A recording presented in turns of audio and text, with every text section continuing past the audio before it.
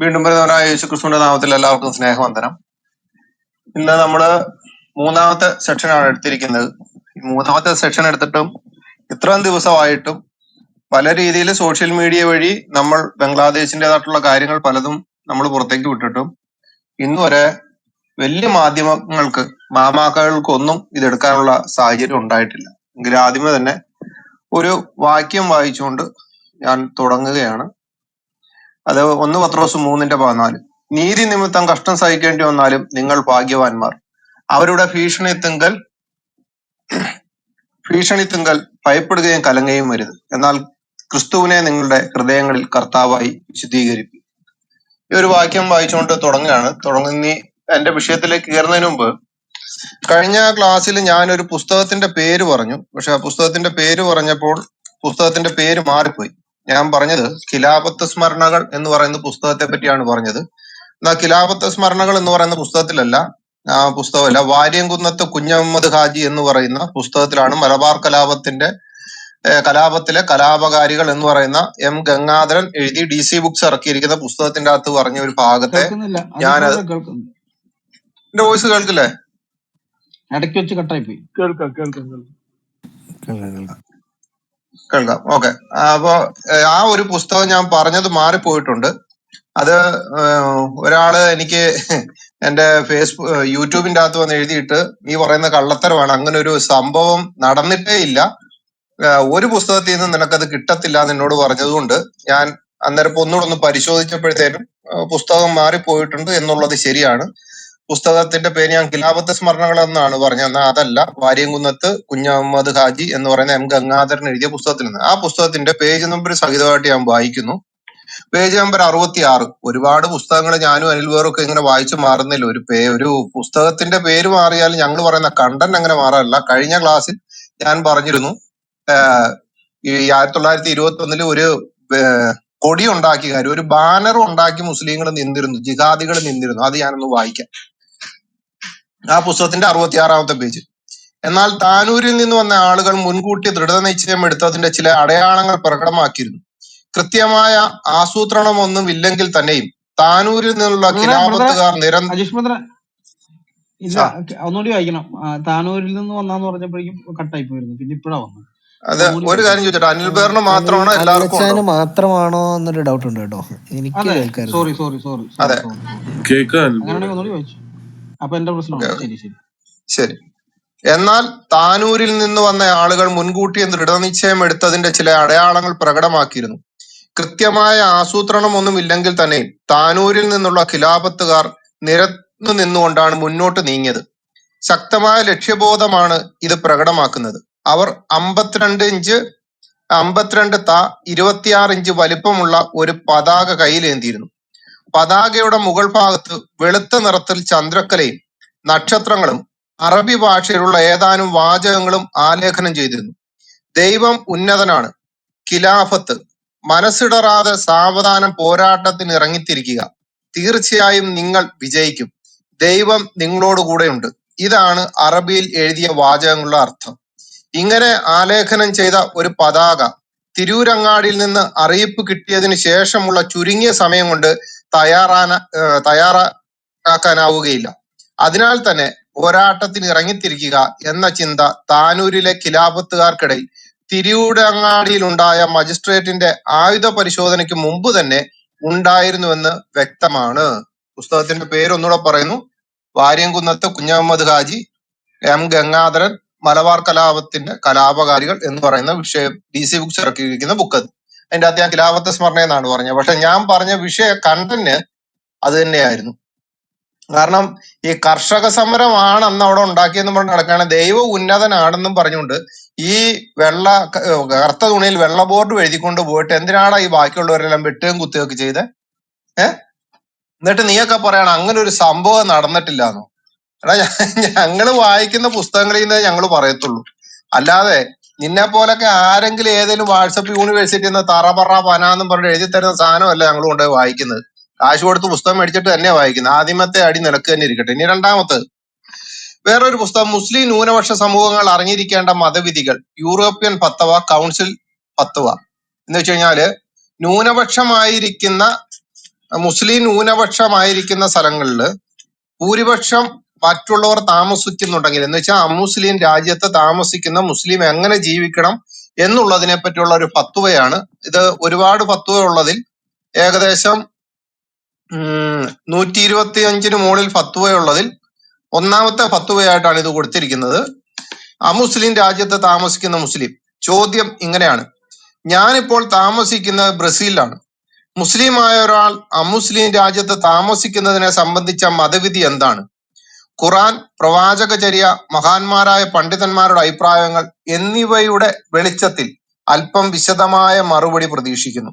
അപ്പം ചോദ്യകർത്താവ് മുസ്ലിമാണ്, ഉത്തരം കൊടുക്കുന്നയാള് മുസ്ലിയാരാണ്. കാരണം വേറൊരാൾക്ക് കയറി മറുപടി കൊടുക്കാൻ പറ്റത്തില്ലല്ലോ.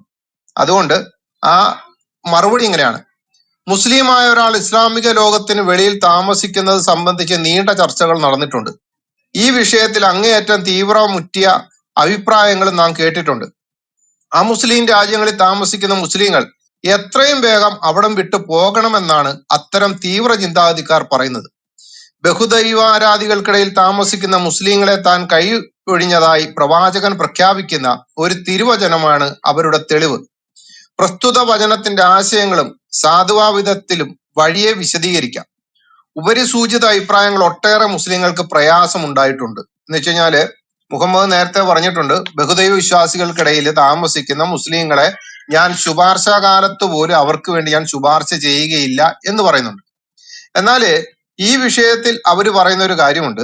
ഈ വിഷയത്തിൽ തീവ്രത നിലപാടുള്ളവർ അവലംബിക്കുന്നത് ജയ്ഗീറുകളുടെ അബ്ദുള്ള നിവേദനം ചെയ്ത ഹദീസാണ്. പ്രവാചകൻ ഗോത്രത്തിലേക്ക് ഒരു സൈനിക ഗ്രൂപ്പിനെ നിയോഗിച്ചു. അവരവിടെ എത്തിയപ്പോൾ ആ ഗോത്രത്തിൽ ചിലർ നമസ്കരിക്കുന്നത് പോലെ സാഷ്ടാംഗം നമിച്ചു. അപ്പോൾ സൈനിക ഗ്രൂപ്പ് അവരെ വേഗത്തിൽ കൊല്ലാൻ ആരംഭിച്ചു. വിഷയം പ്രവാചകന്റെ അടുത്തെത്തി. അപ്പോൾ അവരോട് നഷ്ടപരിഹാര തുകയുടെ പകുതി നൽകാൻ അവിടുന്ന് കൽപ്പിച്ചു. എന്നിട്ട് തിരുവേനി പറഞ്ഞു, ബഹുദൈവ ആരാധകർക്കിടയിൽ താമസിക്കുന്ന മുസ്ലിമിന്റെ കാര്യത്തിൽ ഇനി എനിക്ക് ഉത്തരവാദിത്വമില്ല എന്ന് അവർ പറഞ്ഞു. എന്തുകൊണ്ടാണ് അങ്ങനെ പ്രവാചകരെ? അവിടുന്ന് പറഞ്ഞു, ഇരുകൂട്ടരും ഒത്തുപോകുകയില്ല. എന്താ ഇരുകൂട്ടരും ഒത്തുപോകാത്തത്? അള്ളാഹുവിലും മുഹമ്മദിലും വിശ്വസിക്കുന്നില്ല, 5 നേരം നിസ്കരിക്കുന്നില്ല എന്ന് വേണ്ട പലവിധമായിട്ടുള്ള കാര്യത്തിൽ ഇരുകൂട്ടരും ഒത്തുപോകാത്തത് കൊണ്ട് ആ ദേശത്ത്, പിന്നീട് പറയുന്ന ഭാഗം വലിയൊരു ഭാഗമായതുകൊണ്ട് ഇത്രയും പറയണം, ആ ദേശത്ത് ഇസ്ലാമിനെ വളർത്തുക. ഒരാളാണെങ്കിൽ പോലും അവിടെ ഇസ്ലാമിനെ വളർത്തുക. ഈ പുസ്തകം ഇറക്കിയിരിക്കുന്നത് ഞാനോ എന്റെ വീട്ടുകാരോ TFO സാക്ഷിയല്ല, IPH ഇറക്കിയിരിക്കുന്ന പുസ്തകമാണ് ഇത്. ഏകദേശം ഒരു 199 രൂപ വില. ആ വിലക്ക് പോയി കഴിഞ്ഞാൽ കിട്ടും. അതിൻ്റെ അകത്ത് ഈ ഒരു വിഷയം മാത്രമല്ല ഉള്ളത്. ഈ വിഷയം മാത്രമല്ല, ഒരു സ്ത്രീ എങ്ങനെ അമുസ്ലിങ്ങൾക്കിടയിൽ സ്ത്രീകളെ എങ്ങനെ നിയോഗിക്കണം, അവരുടെ സൈക്കിള് ചവിട്ടാൻ അല്ലെങ്കിൽ നീന്തൽ പഠിപ്പിക്കാൻ ദന്ത ഡോക്ടർ, അതേ കണക്കിന് ഗൈനക്ക് എന്ന് വേണ്ട എല്ലാ കാര്യങ്ങൾക്കും അമുസ്ലിമായിട്ടുള്ളവരുടെ രാജ്യത്ത് ചെന്ന് കഴിഞ്ഞാൽ നമ്മൾ എന്ത് ചെയ്യണം? മുസ്ലിങ്ങളായിട്ടുള്ളവർക്ക് മാത്രം പ്രാധാന്യം കൊടുക്കണമെന്ന് ആ പുസ്തകത്തിൽ എഴുതിയിട്ടുണ്ട്. അങ്ങനെ വേണം മറ്റുള്ള ഇസ്ലാമിക സ്ത്രീകളുടെ ഉള്ളിലേക്ക് ഇസ്ലാം മാത്രം എന്തുകൊണ്ട് ഇങ്ങനെ ഒരു വേർത്യം ചെയ്തുകൊണ്ട് ഇസ്ലാമിനെ ഈ രാജ്യത്ത് പോഷിപ്പിക്കുന്ന അവർക്ക് പറഞ്ഞു മനസ്സിലാക്കാൻ നമുക്ക് പറ്റിയില്ലെങ്കിലും നമ്മൾ കാണിച്ചു കൊടുക്കുന്നതിലൂടെ ഇസ്ലാമിനെ ലോക രാജ്യങ്ങളിൽ വളർത്തണം എന്ന് പറയുന്നത്. ഇന്ത്യ വിട്ട് അല്ലെങ്കിൽ മറ്റുള്ള രാജ്യങ്ങൾ, യൂറോപ്പ് രാജ്യങ്ങളിലൊക്കെ, അമേരിക്ക രാജ്യങ്ങളിലൊക്കെ താമസിക്കുന്നവർക്കറിയാം, അവരവരുടേതായിട്ടുള്ള ഒരു മേഖല മൊത്തം ചുറ്റിക്കെട്ടി ഉണ്ടാക്കിയിട്ട് അവിടെ മറ്റുള്ളവരുടെ മുമ്പിൽ അവരെ മാത്രം ഉയർത്തിക്കൊണ്ട് വരുന്നതിന്റെ കാര്യം ഇത്തരം ഫത്വകൾ അവരുടെ ഉള്ളിൽ നേരത്തെ ഉള്ളതാണ്.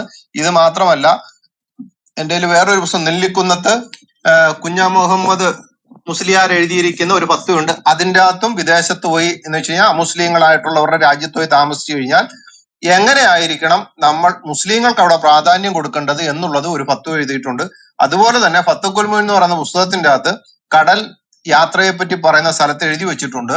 അവിടെ ഒരു മുസ്ലിമും അമുസ്ലിം എന്ന് വെച്ചാൽ മുസ്ലിങ്ങളുടെ ബദ്ധശത്രുക്കളായിട്ടുള്ളവർ അവരുടെ കൂട്ടത്തിൽ ഒരുമിച്ച് യാത്ര ചെയ്തു കഴിഞ്ഞാൽ എങ്ങനെയായിരിക്കണം ഒരു കടൽക്ഷോഭം ഉണ്ടായിക്കഴിഞ്ഞാൽ ചെയ്യേണ്ടത്. അവിടെ എഴുതിയിരിക്കുന്നത് ചരക്കുകൾ സംരക്ഷിച്ചാലും കുഴപ്പമില്ല, നമ്മളുടെ ബദ്ധശത്രുക്കളെ എടുത്ത് കടലിൽ എറിയണമെന്നാണ് എന്ത് പറഞ്ഞിരിക്കുന്നത്? ഫത്വക്കുൽ മുഈന്റെ അകത്ത് പറയുന്നത്. ഞാൻ അത് പല പ്രാവശ്യം പല ക്ലബ് ഹൗസുകളിലും പറഞ്ഞിരിക്കുന്നതുകൊണ്ട്, യൂട്യൂബിൽ പറഞ്ഞിരിക്കുന്നതുകൊണ്ട് അധികമായിട്ട് വിശദീകരിക്കുന്നില്ല. പക്ഷെ എന്നാൽ മുസ്ലിങ്ങളുടെ പേടി സ്വപ്നവും മുസ്ലിങ്ങൾ ഈ പേര് കേൾക്കുമ്പോൾ തന്നെ ഭയപ്പെടുന്ന ഒരാള് വിശുദ്ധ വേദപുസ്തകത്തിലുണ്ട്. ആരാന്നറിയോ? അപ്പോസ്തലനായ പൗലോസ്. പൗലോസ് ഒരു കടൽ യാത്ര നടത്തുമ്പോൾ അതിന്റെ അകത്ത് കുറെ ആൾക്കാരുണ്ടായിരുന്നു. യേശുക്രിസ്തുവിലും അപ്പോസ്തലനായ പൗലോസിലും ഒന്നും വിശ്വസിക്കാത്ത ആൾക്കാരുണ്ടായിരുന്നു. ആ യാത്രയിൽ വലിയൊരു കടല് ക്ഷോഭം ഉണ്ടായി. ഈശാനമൂലം കാറ്റ് ആഞ്ഞടിച്ചു. ഒരു രക്ഷയില്ലാത്ത രീതിയിൽ അവർക്ക് പല സ്ഥലത്തൂടെ യാത്ര ചെയ്തേണ്ടി വന്നെങ്കിലും അവര് 2-3 ദിവസം ഭക്ഷണം കഴിക്കാതിരുന്നപ്പോഴും പൗലോസ് അപ്പോസ്തലനോട് ദൂതൻ വന്നിട്ട് പറഞ്ഞു, ഇതിൽ ഒരാള് പോലും നശിച്ചു പോകത്തില്ല. മനസ്സിലായോ? വേണമെങ്കിൽ പൗലോസ് അപ്പോസ്തലൻ, മഹാനായ പൗലോസ് എന്ന് പറയുന്ന പുസ്തകമുണ്ട്. ആ പുസ്തകം എടുത്തൊന്ന് വായിച്ചു കഴിഞ്ഞാൽ അതിന്റെ അകത്ത് കാണാൻ സാധിക്കും എന്ത് അദ്ദേഹത്തിന്റെ കായികാഭ്യാസത്തെ പറ്റിയും കാര്യങ്ങളും എല്ലാം. അദ്ദേഹത്തിന് എത്രത്തോളം ആയോധന കലയിലും എല്ലാത്തിലും നല്ല ആരോഗ്യമുള്ള മനുഷ്യനുമായിരുന്നു. എല്ലാരെയും എടുത്ത് കളഞ്ഞിട്ട് വേണമെങ്കിൽ എന്ത് ചെയ്യാം, ഇദ്ദേഹത്തിന് മാത്രമായിട്ട് പോകാമായിരുന്നു. പക്ഷെ ആ ബർബർമാര് താമസിക്കുന്ന സ്ഥലത്തേക്ക് ചെന്നപ്പോഴത്തേനും കടലും മറ്റുള്ള എല്ലാം ശോഭിച്ചെങ്കിലും ദൈവം പറഞ്ഞ ആ വാക്ക് പാലിക്കുക. അതുകൊണ്ട് എല്ലാ മതക്കാരും യുദ്ധത്തിൽ പലരെയും കൊന്നിട്ടുണ്ടെന്നും പറഞ്ഞുകൊണ്ട് സംസാരിച്ചുകൊണ്ട് വരുന്ന ഏതെങ്കിലും വഴിവിട്ട ജിഹാദി ഇവിടെ ഉണ്ടെങ്കിൽ, എനിക്ക് ശേഷം സംസാരിക്കാനായിട്ട് ആരെങ്കിലും കയറി വരുന്നുണ്ടെങ്കിൽ, എല്ലാ മതങ്ങളും ഇതുപോലാണെന്ന് പറഞ്ഞിട്ട് ഒരുമാതിരി സോപ്പിടുന്ന പരിപാടി വർത്താനമായിട്ട് ഇങ്ങോട്ട് വന്നേക്കരുത്. അതിന് തക്കതായിട്ടുള്ള മറുപടി വ്യക്തമായിട്ട് കേട്ടിട്ടേ പിന്നെ പോവുകയും ചെയ്യാവുള്ളൂ. കഴിഞ്ഞ പ്രാവശ്യം ഒരാൾ വന്നിട്ട് അങ്ങനെ പറഞ്ഞിട്ട് പോയി. ഇനി നല്ല രീതിയിൽ തന്നെ മറുപടി വരുന്നതായിരിക്കും. ഇനി അടുത്തത് ബംഗ്ലാദേശ്. ഇല്ല, കട്ടായിട്ടില്ലല്ലോ. കേൾക്കാം ക്ലിയർ ആയിട്ട് കേൾക്കാം. കേൾക്കുന്നുള്ളവര് ഈ കേൾക്കാത്തവരുടെ ഒന്ന് ശാസിച്ചു വിട്ടിട്ട്. അപ്പൊ ഇനി അടുത്ത വിഷയം, ബംഗ്ലാദേശിലും മറ്റുള്ള നടത്തുന്ന മുജാഹിദുകൾ എന്ന് വെച്ച് കഴിഞ്ഞാല് അള്ളാഹുവിന് വേണ്ടി ആരെ കൊന്നു കഴിഞ്ഞാലും, അമുസ്ലിമായിട്ടുള്ളവരെ ആരെ കൊന്നു കഴിഞ്ഞാലും അവരെ വിളിക്കുന്ന ഒരു പ്രധാന പേരാണ് മുജാഹിദുകൾ എന്നുള്ളത്. അപ്പൊ നമ്മൾ വിചാരിക്കുക എം അക്ബർ മുജാഹിദ് അല്ലേ? അതെ. സാക്കിർ നായിക് മുജാഹിദ് അല്ലേ? അതെ. അപ്പൊ ആരിസ് മദരിയോ മുജാഹിദാണ്. കാരണം ആഹ്വാനം കൊടുക്കാൻ നിൽക്കുന്നവരെല്ലാവരും എന്താണ്? മുജാഹിദുകൾ തന്നെയാണ്. ഞാൻ കഴിഞ്ഞ പ്രാവശ്യം എടുത്ത അതേ പുസ്തകം തന്നെ ഒന്നുകൂടെ വായിക്കുന്നു. വിജയത്തിന്റെ വാതിൽ, വാളിന്റെ തണൽ, പേജ് 76. മുജാഹിദുകൾക്ക് അള്ളാഹു ഒരുക്കിയിരിക്കുന്ന സ്വർഗീയ നിലങ്ങൾ. ന്യായമായ വിഷമമില്ലാതെ യുദ്ധത്തിൽ ഒഴിഞ്ഞിരിക്കുന്ന വിശ്വാസികളും തങ്ങളുടെ ധനം കൊണ്ടും ദേഹം കൊണ്ടും അള്ളാഹുവിന്റെ മാർഗത്തിൽ ജിഹാദ് ചെയ്യുന്നവരും തുല്യരാവുകയില്ല. തങ്ങളുടെ ധനം കൊണ്ടും ദേഹം കൊണ്ടും ജിഹാദ് ചെയ്യുന്നവരെ ഒഴിഞ്ഞിരിക്കുന്നവരെക്കാൾ അള്ളാഹു പദവി ഉയർത്തിയിരിക്കുന്നു. എല്ലാവർക്കും അള്ളാഹു നല്ല പ്രതിഫലം വാഗ്ദാനം ചെയ്തിരിക്കുന്നു. എന്നാൽ ജിഹാദിൽ ഏർപ്പെടുന്നവർക്ക് ഒഴിഞ്ഞിരിക്കുന്നവരെക്കാളും കൂടുതലായി അള്ളാഹു മഹത്തായ പ്രതിഫലം നൽകുന്നതാണ്. അവന്റെ പക്കൽ നിന്നുള്ള പല പദവികളും പാപമോചനവും അനുഗ്രഹവും അവർക്കുണ്ട്. അള്ളാഹു ഏറെ പൊറുക്കുന്നവനും കരുണാനിധിയുമാകുന്നു. ജയലളിത എന്ന് എഴുതി വെക്കാൻ ഞാൻ കാര്യമായിപ്പോയി. ഇത്ര ആൾക്കാരെ ധനം കൊണ്ടും ദേഹം കൊണ്ടും നാവ് കൊണ്ടും ജിഹാദ് ചെയ്ത് മറ്റുള്ളവരെ കൊന്നുകളയാൻ വേണ്ടി ആഹ്വാനം കൊടുത്തിട്ട് ഇതേ അള്ളാഹു തന്നെ സ്വയം പൊങ്ങിയായിട്ടുള്ളതും വന്നിട്ട് പറയാണ്, ഞാൻ ഏറെ പൊറുക്കുന്നവനും കരുണാനിധിയും ആണ്. എങ്ങനെയുണ്ട്? മറ്റുള്ളവനില്ലേ, മുജാഹിദ് വാലിശ്ശേരി പറഞ്ഞ പോലെ 1000 പേരുടെ കഴുത്തറത്താലും പ്രവാചകൻ കാരുണ്യത്തോടെ അറക്കുന്ന കിടക്കുന്ന ഉരുവിനെ അറിയാലോ എങ്ങനെയാ നിലവിളിക്കേണ്ടതെന്നുള്ളത്. അവന്റെ കഴുത്തറക്കുമ്പോഴും അവന്റെ കാരുണ്യമായിട്ട് വന്നിരിക്കുക. ഇവിടെ ഇത്രയ്ക്ക് അധമമൂർത്തിയിൽ വിശ്വസിക്കുന്ന മുസ്ലിങ്ങളെ നിങ്ങളോട് ചോദിക്കുകയാണ്, നിങ്ങൾക്ക് എങ്ങനെ ഇതൊരു ദൈവമാണെന്ന് ചിന്തിക്കാതെ നടക്കുന്നു? വേറൊരു ജിഹാദി പറഞ്ഞു, ഒരു മുജാഹിദ് പറഞ്ഞു, ചായോ കൈ വെട്ടുന്നതും കാല് വെട്ടുന്നതും ഒക്കെ ദൈവീകമാണെന്ന്. അതെ, നിന്റെ ദൈവം അതാ പഠിപ്പിച്ചിരിക്കുന്നത്. ബാക്കിയുള്ളവരുടെ കൈയും കാലും തലയും വെട്ടി മാറ്റിയിടാൻ വേണ്ടി നിന്റെ ദൈവം പഠിപ്പിച്ചിരിക്കുകയാണ്. എന്ത്? ഇതാണ് യഥാർത്ഥ ദൈവം. നിന്റെ ദൈവം പ്രസാദിക്കണമെങ്കിൽ ഇസ്ലാം അല്ലാത്തവരുടെ കൈയും കാലും വെട്ടി ചോര കാണിച്ചു കൊടുക്കണം. എന്താണ്? രക്തദാഹിയായ അല്ലാഹു. ഇനി അതിന് മുജാഹിദുകൾക്ക് സ്വർഗത്തിൽ ഒരുക്കി വെച്ചിരിക്കുകയാണ്. എന്താണെന്നറിയോ? അബൂ ഹുറൈറ നിവേദനം, പൂച്ചേടപ്പം പറയുന്നു, ആര് അല്ലാഹുവിലും അവന്റെ ദൂതനിലും വിശ്വസിക്കുകയും നമസ്കാരം നിലനിർത്തുകയും സക്കാത്ത് നൽകുകയും റമദാൻ നോമ്പ് അനുഷ്ഠിക്കുകയും ചെയ്യുന്നുവോ അവനെ സ്വർഗത്തിൽ പ്രവേശിപ്പിക്കുക എന്നത് അള്ളാഹുവിന്റെ ചുമതലയാണ്. പിന്നെ വേറെ ആരും വരൂ? അവൻ അള്ളാഹുവിന്റെ മാർഗത്തിൽ ജിഹാദ് ചെയ്താലും അല്ലെങ്കിൽ ജനിച്ച നാട്ടിലിരുന്നാലും അവന്റെ സ്വഹാബികൾ ചോദിച്ചു, അല്ലയോ അള്ളാഹുവിന്റെ റസൂലേ, ഞങ്ങളിത് ജനങ്ങളെ അറിയിക്കട്ടെയോ? റസൂൽ പറഞ്ഞു, തീർച്ചയായും. സ്വർഗത്തിൽ 100 നിലകളുണ്ട്. അള്ളാഹുവിന്റെ മാർഗത്തിലെ മുജാഹിദുകൾക്ക് ഒരുക്കിയതാണവ. അങ്ങനുണ്ട് 100 നിലയെ. അവിടെ ലിഫ്റ്റിനി ഉണ്ടോ എന്ന് ആർക്കറിയാം? അതിന്റെ 2 നിലകൾക്കിടയിൽ ആകാശഭൂമിയോളം ഉയരമുണ്ട്. അതുകൊണ്ട് അള്ളാഹുവിനോട് നിങ്ങൾ ചോദിക്കുമ്പോൾ ഫിർദൗസ് തന്നെ ചോദിച്ചുകൊള്ളുക. അത് സ്വർഗത്തിലെ മധ്യത്തിലും ഏറ്റവും ഉയർന്ന ഭാഗവുമാണ്. അവിടെ നിന്നാണ് സ്വർഗത്തിലെ നദികൾ ഉത്ഭവിക്കുന്നത്. അതിന്റെ മുകളിലാണ് അള്ളാഹുവിന്റെ അർശ്. പുള്ളി സിംഹാസനം ഇട്ടിരിക്കുന്നത് ഈ പറയുന്ന നദിയുടെ മുകളിലാണ്. അപ്പൊ ആ നദിയുടെ മുകളിൽ ഇരുന്നുകൊണ്ടാണ് പുള്ളി ഈ അർശ് ഇട്ട് സിംഹാസനം ഇട്ട് അതേൽ ഇരുന്നുകൊണ്ടാണ് പറയുന്നത് എന്ത്, ഇത്രത്തോളം വലിയ രണ്ട് നിലകളുടെ ആകാശഭൂമിയോളം ഉയരമുള്ളതൊക്കെ കൊടുക്കുന്നത്. ഈ 72 ഹൂറുകൾ എന്നുള്ളത് ഇനി ആരും പറയരുത് കേട്ടോ. ഒരു മുസ്ലിമിന് കിട്ടുന്നത് 10,27,000 ഹൂറുകളെയാണ്. ഞാൻ പറഞ്ഞതല്ല, TF പറഞ്ഞതല്ല, സാക്ഷി പറഞ്ഞതല്ല, ഇവിടെ ഇരിക്കുന്ന ക്ലബ് ഹൗസിൽ സ്ഥിരം ചർച്ച ചെയ്യുന്ന ഞങ്ങളോ അല്ലെങ്കിൽ താഴെ ഓഡിയൻസിലോ ഇരിക്കുന്നവരോ അച്ചോഞ്ചാനൊന്നും പറഞ്ഞതല്ല. KVM പന്താവൂർ എഴുതിയിരിക്കുന്ന പുസ്തകത്തിന്റെ അകത്ത് പറഞ്ഞിരിക്കുന്നതാണ്. ഖുറാന്റെ അറിയപ്പെടാത്ത ഏടുകൾ എന്ന് പറയുന്ന പുസ്തകത്തിന്റെ അകത്ത് 55-ാമത്തെ പേജിൽ എഴുതി വെച്ചിട്ടുണ്ട്. എന്ത്? 10,27,000 വാക്കുകളാണ് ഖുറാന്റെ അകത്തുള്ളത്. അത് ഓരോന്ന് ഹൃദയത്തിൽ നല്ല സംഗ്രഹിച്ച് വായിക്കുന്നവരിന് ഓരോ വാക്കിനും ഓരോ ഹൂറുകളെ കിട്ടും. അപ്പൊ 10,27,000 ഹൂറുകളെ കിട്ടും. ഇപ്പൊ കുറെ എണ്ണം ഇപ്പൊ അങ്ങോട്ട് ഇസ്രായേലിൽ നിന്ന് വിട്ടുകഴിഞ്ഞ ആ ചെറിയ ബോംബുകൾ കാരണം എത്രയും സന്തോഷത്തോടെ 10,27,000 ഹൂറുകളുടെ അടുത്തേക്ക് കുറെ എണ്ണം പോയിട്ടില്ലേ? അതേപോലെ തന്നെയാണ് നമ്മളെ തട്ടിട്ട് പോയി കഴിഞ്ഞാൽ ഇവർക്ക് കിട്ടും 10,27,000 ഹൂറുകൾ. ഒരു ഹൂറിയുടെ അടുത്ത് ഒരു വർഷമാണ് ഇവൻ ബംഗാളിയെ പോലെ പണിയെടുക്കേണ്ടത്. അത് കഴിയുമ്പോ അടുത്ത ഹൂറി വരും. എന്ന് വെച്ച് കഴിഞ്ഞാൽ ഓരോ ഹൂറിയുടെയും കന്യാകർമ്മ പൊട്ടുമ്പോ അടുത്ത അപ്പം തന്നെ സെറ്റപ്പ് ആവും. പിന്നെ ഇത് കുത്തിപ്പൊട്ടിക്കണം. ഇവിടെ ഇല്ല, നമ്മൾ ഈ ഫ്രിഡ്ജൊക്കെ വീട്ടിൽ വരുമ്പോഴത്തേനും ഒരു കൊമളയുള്ള ഒരു പ്ലാസ്റ്റിക് വരുമ്പോ ഇങ്ങനെ പൊട്ടിച്ച് നടക്കത്തില്ലേ? ഇവൻ ഇതേപോലെ ഓരോ കൊല്ലം ഓരോന്ന് പൊട്ടിക്കണം. ഇതാണ് ഇവന്റെയൊക്കെ അവസ്ഥ. എന്നിട്ട് പറയാം ഞങ്ങളുടെ അല്ലാഹു, ഞങ്ങളുടെ പരലോകം എത്ര വിശാലമാണ്. അതാടാ നിന്റെയൊക്കെ പരലോകം അന്യായ വിശാലമാ. ഇനി അടുത്ത ഹദീസ്. അബൂ സയ്യിദ് ഖുദ്രിയിൽ നിന്ന് നിവേദനം, വല്ലവനും അള്ളാഹുവിനെ റബ്ബായിട്ടും ഇസ്ലാമിനെ ദീനായിട്ടും മുഹമ്മദ് നബിയെ ദൂതനായിട്ടും തൃപ്തിപ്പെട്ട് അംഗീകരിച്ചാൽ അവന് സ്വർഗം നിർബന്ധമായി. ആശ്ചര്യത്തോടെ ഞാൻ ചോദിച്ചു, ഒന്നുകൂടെ ആവർത്തിച്ചാലും? അള്ളാഹുവിന്റെ റസൂലേ, അങ്ങനെ റസൂൽ വീണ്ടും ആവർത്തിച്ചു. ശേഷം പറഞ്ഞു, അള്ളാഹു തന്റെ നിലകളാൽ വേറൊരു കർമ്മവുമുണ്ട്. അതിലെ 2 നിലകൾക്കിടയിൽ ആകാശഭൂമിയുടെ അന്തരമാണ്. ഞാൻ ചോദിച്ചു, അതെന്താണ് അള്ളാഹുവിന്റെ റസൂലേ? റസൂൽ പറഞ്ഞു, അള്ളാഹുവിന്റെ മാർഗത്തിലെ ജിഹാദ്. സ്വഹീഹ് മുസ്ലിം. സാരം വേറൊന്നുമല്ല, കോഴിനുസൂന് സോക്കേട് തുടങ്ങിയിട്ടുണ്ട്. അവന്റെ വിഷമം. കോഴിനുസു എന്നെ വിളിച്ചുകൊണ്ടിരിക്കുകയാണ് സുഹൃത്തുക്കളെ. എന്റെ വോയിസ് കേൾക്കുന്നുണ്ടോ? കേൾക്കാം. കോഴിനുസു എന്നെ വിളിച്ചോണ്ടിരിക്കുന്നു. രാജേഷ് ബ്രദറെ, ഈ കെ നേരത്തെ കയറ്റിയിരുത്തിക്കണം നമ്മുടെ ഊനിസ് ആരെങ്കിലും അവിടെ ഇരുന്നോട്ടെ. അപ്പൊ സ്വഹീഹ് മുസ്ലിം 1884 ഈ കാര്യം പറഞ്ഞിരിക്കുന്നത് വേറെ ഒന്നുമല്ല. എന്ത്? അള്ളാഹുവിന്റെ മാർഗത്തിലെ ജിഹാദ്. എന്താണ് ജിഹാദ്? ഈ ഉമ്മത്തിൽ ഒരു വിനോദസഞ്ചാരം എന്നാണ് ഈ വിജയത്തിന്റെ വാതിൽ വാളിന്റെ തണലിനകത്ത് പറഞ്ഞിരിക്കുന്നത്. വിനോദസഞ്ചാരം. ഊട്ടിക്കും തൃശ്ശൂർ ഇത് ഓരോ സ്ഥലത്തേക്ക് കാശ്മീരിലും മണാലിലും ഒക്കെ പോകുന്നത് പോലെ ജിഹാദ് ഈ ഉമ്മത്തിന്റെ വിനോദസഞ്ചാരമാണ്. Page number 77. അള്ളാഹു ഖുറാനിൽ വിശ്വാസികളുടെ സവിശേഷത വിവരിക്കുന്നു. ഏതാ? വിനോദസഞ്ചാരത്തിന് പോകുന്നവരുടെ പശ്ചാത്തപിക്കുന്നവൻ, ആരാധനയിൽ ഏർപ്പെടുന്നവൻ, സ്തുതി കീർത്തനം ചെയ്യുന്നവൻ, അള്ളാഹുവിന്റെ മാർഗത്തിൽ സഞ്ചരിക്കുന്നവൻ, കുമ്പിടുകയും സാഷ്ടാംഗം നടത്തുകയും ചെയ്യുന്നവൻ. തൗബ 122-ാമത്തെ ആയത്. ഇതിലെ സഞ്ചാരം കൊണ്ട് ഉദ്ദേശിച്ചത് ജിഹാദാകുന്നു. സഞ്ചാരികളാരാ? മുജാഹിദുകളും. അതിങ്ങനെയാണ് കൊടുത്തിരിക്കുന്നത്. അബൂദാവൂദ് വോളിയം 12 ഹദീസ് നമ്പർ 3.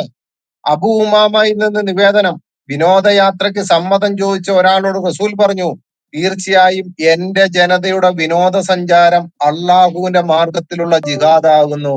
അങ്ങനുണ്ട്. നല്ല വിനോദസഞ്ചാരമല്ലേ? അള്ളാഹുവിന്റെ മാർഗത്തിലുള്ള കോഴിനിസൂനെ പോലുള്ളവര് അവനൊക്കെ ഇതേപോലെ നടന്ന് മുസ്ലിമായിട്ട് ജനിച്ചു വീണിട്ടുള്ള ഇവന്മാരെല്ലാം പോയി കിടന്നുകൊണ്ട് വിനോദസഞ്ചാരത്തിന് പോവാ. എന്ത്? ഒരു വീട്ടിൽ ചെന്നിട്ട് ആ കൊച്ചു കുട്ടികളെ വരെ ആ കട്ടിലിന്റെ കാസിയിലേക്ക് വെച്ച് തല അമർത്തിപ്പിടിച്ച് കൊന്നുകളയുന്ന വിനോദസഞ്ചാരത്തിന് പോയിട്ട് ഇവന്മാര് പറയാണ്, ഞങ്ങളുടെ ഇസ്ലാം എത്ര മനോഹരമാണ്, നിങ്ങളൊന്ന് നോക്കൂ, എന്ത് ശാന്തതയാണ്. ഒരു മനുഷ്യനെ പോലും കൊല്ലാൻ പറഞ്ഞിട്ടില്ല. ഒരുത്തനെ കൊന്നു കഴിഞ്ഞാൽ 100 ആൾക്കാരെ കൊന്നതിന് തുല്യമാണെന്നൊക്കെ പറഞ്ഞുകൊണ്ട് വരുന്ന ഈ കാഫിറുകളെ, ഈ മുർത്തത്തുകള് ഈ ഇത്തരം പുസ്തകങ്ങളും ഇത്തരം ഹദീസുകളും മറ്റുള്ളവർ മുമ്പിലേക്ക് എടുത്തു വെക്കത്തില്ല. ഇതൊന്നും അവരെ പഠിപ്പിക്കത്തില്ല. 5ാം ക്ലാസ്സിൽ പഠിക്കുന്ന മദ്രസയിലെ പുസ്തകത്തിന്റെ അകത്ത് ഇതിനേക്കാളും വലുത് പഠിപ്പിക്കുന്നു. എന്നിട്ട് ഇവര് പറയാണ് ഞങ്ങളുടെ ഇസ്ലാം എന്താണ്? ആ ഏറ്റവും നല്ലതാണ്. പിന്നെ പറയാണ് മൂവായിബ്നു ജബൽ നിവേദനം, ഞങ്ങൾ തബൂക്ക് യുദ്ധത്തിൽ നിന്ന് മടങ്ങുമ്പോൾ റസൂൽ എന്നോട് പറഞ്ഞു, നീ ആഗ്രഹിക്കുന്നെങ്കിൽ ഒരു കാര്യത്തിന്റെ ശിരസും അതിന്റെ തൂണുകളും അതിന്റെ ഉച്ചസ്ഥാനവും ഞാൻ നിനക്ക് അറിയിച്ചു തരട്ടെയോ? ഞാൻ പറഞ്ഞു തീർച്ചയായും. അദ്ദേഹം റസൂൽ പറഞ്ഞു, കാര്യത്തിന്റെ ശിരസ് ഇസ്ലാമാകുന്നു, അതിന്റെ തൂണുകൾ നമസ്കാരവും അതിന്റെ ഉച്ചി ജിഹാദുമാകുന്നു. അങ്ങനെയുണ്ട്. കാര്യത്തിന്റെ ശിരസ് ഇസ്ലാമാകുന്നു, അതിന്റെ തൂണുകൾ നമസ്കാരമാകുന്നു, അതിന്റെ ഉച്ചി ജിഹാദുമാകുന്നു. തിർമുദി വോളിയം 4 ഹദീസ് നമ്പർ 124, അഹമ്മദ് വോളിയം 5 ഹദീസ് നമ്പർ 231. ഇതിൽ നിന്നും മനസ്സിലാകുന്നത് ഇസ്ലാം ഒരു കൂടാരം പോലെയാണ്. അതിനെ ഉറപ്പിച്ചു നിർത്തുക അതിന്റെ കുറ്റികളാണ്. നമസ്കാരം അതില്ലാതായാൽ കൂടാരം തകരുന്നതാണ്. കൂടാരം നിർമ്മിക്കുന്നതിന് ആദ്യം കുറ്റികൾ ആഴ്ത്തുന്നത് പോലെ ഖിയാമത്ത് നാളിൽ ഏറ്റവും ആദ്യം ചോദ്യം ചെയ്യപ്പെടുന്നത് നമസ്കാരത്തെ കുറിച്ചാണ്. അങ്ങനെയുള്ള ഒരു കൂടാരത്തിനുണ്ടാകുന്ന ഉച്ചിയാണ് ജിഹാദ്. അതിനേക്കാൾ ഉയർന്നതായിട്ടൊന്നുമില്ല. കോഴിനീസുവിനെ പോലെ കള്ള വിടുവുകള് മറ്റുള്ളവരുടെ അടുത്ത് വന്നിട്ട് പറയും, ഏയ് ഏറ്റവും നല്ല ഇസ്ലാമാണ്. എന്നിട്ട് നിന്നെപ്പോലുള്ളവന്മാരെല്ലാം കിടന്നുകൊണ്ട് കരഞ്ഞു പോയി നടക്കുമ്പോ നീയൊക്കെ ആലോചിച്ചോ, കോഴിനീസുവിനെ പോലുള്ള, ഫഹദിനെ പോലുള്ള, എം അക്ബറിനെ പോലുള്ള, മുഹമ്മദ് ഈസയെ പോലുള്ള ജിഹാദികള്. മനസ്സിലായോ? ഇവൻ മുഹമ്മദ് ഈസ നാളുകൾക്ക് മുമ്പേ എഴുതിയിട്ട ഒരു ഫേസ്ബുക്ക് എപ്പോഴും എന്റെ കിടപ്പുണ്ട്. അവൻ അതിനകത്ത് പറയുന്നുണ്ട്, പാലസ്തീനികളെ ആൾക്കാരെന്ന് പറയുന്നത് എന്റെ രക്തത്തിനോട് ചേർന്ന് നിൽക്കുന്ന പോരാളികളാണെന്ന്. ഇപ്പൊ എല്ലാം കൂടെ ആ പെട്ടിക്കകത്തൊന്ന് വാരിക്കൂട്ടി നീ ആ ലാബിൽ കൊണ്ടുവന്നിട്ട് എല്ലാം ഒന്ന് തോണ്ടിയിട്ടൊന്ന് ടെസ്റ്റ് ചെയ്ത് കൊടുക്കുക, ഇത് എങ്ങനെ ചത്തേന്നുള്ളത് എല്ലാവർക്കും കൂടെ. അവിടുന്ന് കിട്ടുവാണെന്നുണ്ടെങ്കിൽ കൊണ്ടുപോവാ പോയി. ഇനി മുജാഹിദിന്റെയും കുടുംബത്തിന്റെയും ചെലവ് വഹിക്കുന്നതിന്റെ ശ്രേഷ്ഠത നിങ്ങൾ വിചാരിക്കോ, അവൻ പോയി ചത്തല്ലോ, സിറിയയിൽ പോയി ചത്തല്ലോ, ആ ചത്തവൻ ഇനി എന്തിനാണ് കുടുംബത്തിന് കൊടുക്കുന്നത് വെച്ച് കഴിഞ്ഞാൽ, ഇവൻ പോയി ചത്തു കഴിഞ്ഞാലും ആ കുടുംബത്തിൽ എന്ത് ചെയ്യണം? പ്രതിഫലം കൊടുത്തുകൊണ്ടിരിക്കണം. കാരണം അള്ളാഹുവിന്റെ മാർഗത്തിലാണ് ഇവൻ ചത്തത്. അള്ളാഹുവിന്റെ മാർഗത്തിൽ മറ്റുള്ളവരെ കൊന്നിട്ടാണ് ഇവൻ പോയിരിക്കുന്നത്. അതുകൊണ്ട് അള്ളാഹുവിന് വേണ്ടി യുദ്ധത്തിന് പോയവർക്ക് എന്ത് ചെയ്യണം? ഇവർക്ക് അവരുടേതായിട്ടുള്ള രീതിയിൽ എല്ലാ രീതിയിലും എന്ത് ചെയ്യണം? അവർക്ക് ചെലവിന് കൊടുക്കണം. ഇത് ഞാൻ പറഞ്ഞതല്ല, അതേ ഹദീസ് കേട്ടോ, സുഹീഹ് മുസ്ലിം 1896. അബൂ സയ്യിദ് ഖുദ്രിയിൽ നിന്ന് നിവേദനം, ബനൂഹിയാൻ ഗോത്രത്തിലേക്ക് സൈന്യത്തെ അയച്ചുകൊണ്ട് റസൂൽ പറഞ്ഞു, ഓരോ 2 പേരിലും ഒരാൾ പുറപ്പെടുക, പ്രതിഫലം 2 പേരും വീതിച്ചെടുക്കുക.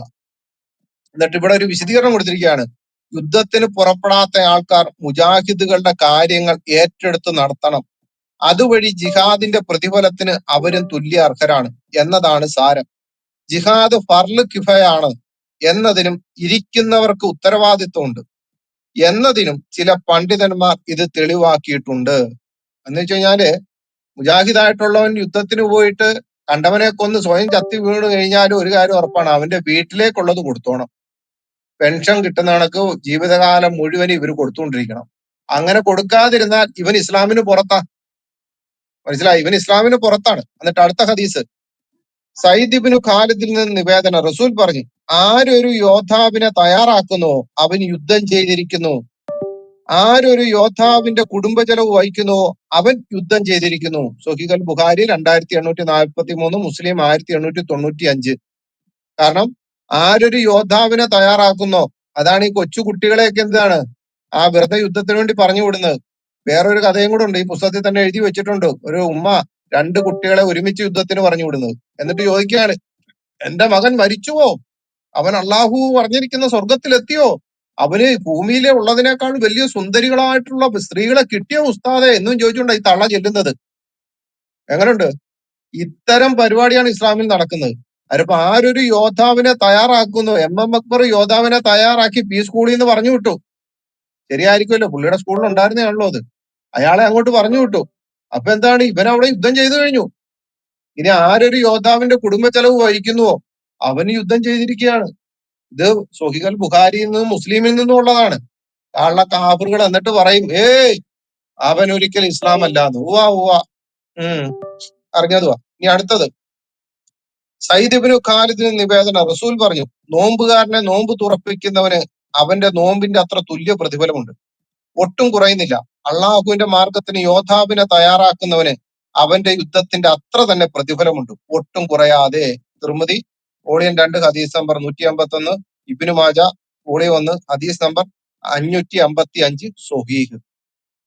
അപ്പൊ യുദ്ധത്തിന് വേണ്ടിയുള്ള എല്ലാ പ്രതിഫലവും ഇവൻ വീട്ടിലിരുന്നുകൊണ്ട് ഒരുത്തന്നെ ഡയറക്ഷൻ കൊടുത്താലും മതി, ഓക്കെയാണ്, അവന്റെ കാര്യങ്ങളെല്ലാം ഓക്കെയാണ്. അനസ് ഇബ്നു മാലിക് നിവേദനം, അസ്ലം ഗോത്രത്തിൽ നിന്ന് ഒരു യുവാവ് റസൂലിനോട് പറഞ്ഞു, ഓ അള്ളാഹുവിന്റെ റസൂലേ, ഞാൻ യുദ്ധത്തിന് പുറപ്പെടാൻ ആഗ്രഹിക്കുന്നു, പക്ഷെ എന്റെ കയ്യിൽ അതിനുവേണ്ടി ഒരുങ്ങാൻ ഒന്നുമില്ല.